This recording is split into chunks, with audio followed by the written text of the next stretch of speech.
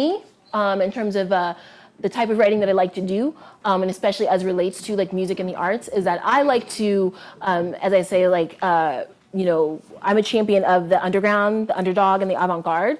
And so I am always interested in like breaking artists and talking to people who are coming from like marginalized communities. So, I'm always like propping up like, Black women, Black femmes, et cetera.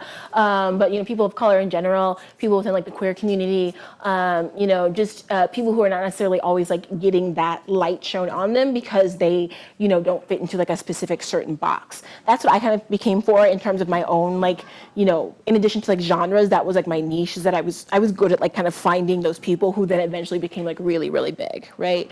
So that's kind of like my philosophy, is that I'm always trying to, it's not only just about like whether people like fit within certain identities, because that's not the most important thing, but it's, what's important to me is like, if someone is making really good music, I'm not going to like ignore them or pretend, or willfully ignore them just because they don't fit my idea of like who a rock star should be. And it seems really like kind of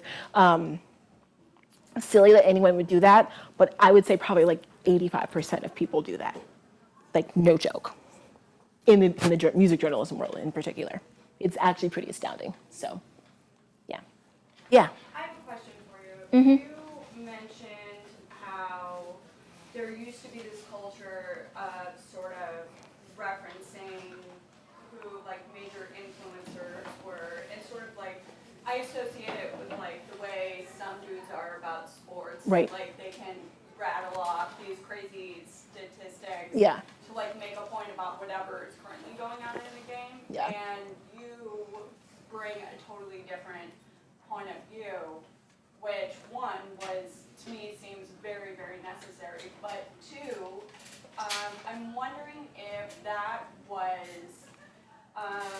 what some of the difficulties were there. Because I'm thinking that when I've encountered those conversations and that kind of culture, Yeah. it's those sort of references are used as like a qualifier. Yep. Like they're also evaluating you to see, do you understand this reference? Right. Do you know this really obscure band? Do you know who like Right. Jeff Tweedy's first band was and the breakup of Uncle Tupelo and blah, blah, blah. Right. So do you feel like, did you have to play that game in order to establish yourself as credible?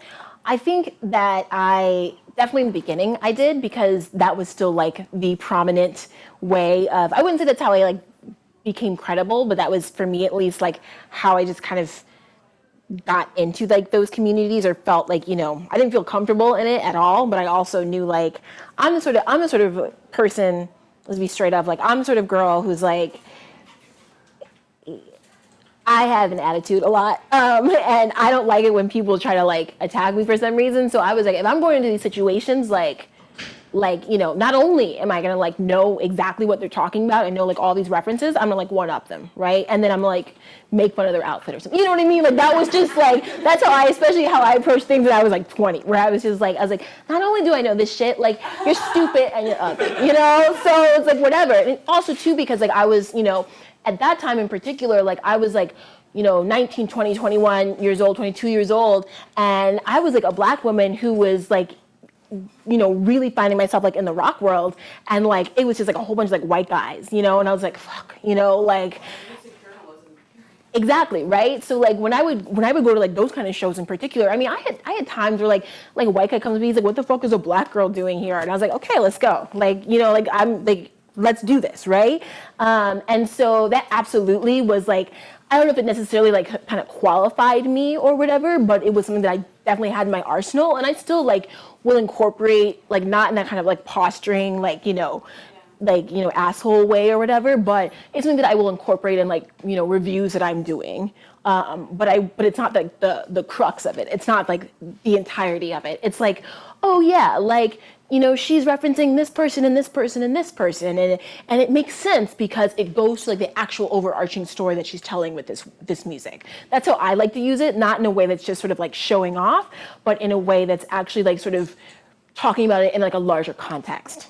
But yeah, at that time, I would say like I definitely like felt like I had to do that because I was just like, ooh, I don't know. Like, and you know, I learned because I will admit, like, you know, pirating a lot of music. And just, I was like, you know, it'd say something like, okay, like, they said this sounds like this. I'll download like the entirety of that discography and like listen to it and understand it so I can like, you know, understand those references, right? Like I think of someone like James Murphy of LCD Sound System, who's like DJing at Smart Bar actually this weekend or today. And he has like the song Losing My Edge, his first song. And he like just like, you know, lists off like all these artists or whatever. And I remember being like, you know, like 18 and I was just like, like, you know, just like, and then like going in, like, and I was like, you know, like LimeWire, like downloading all this stuff or whatever.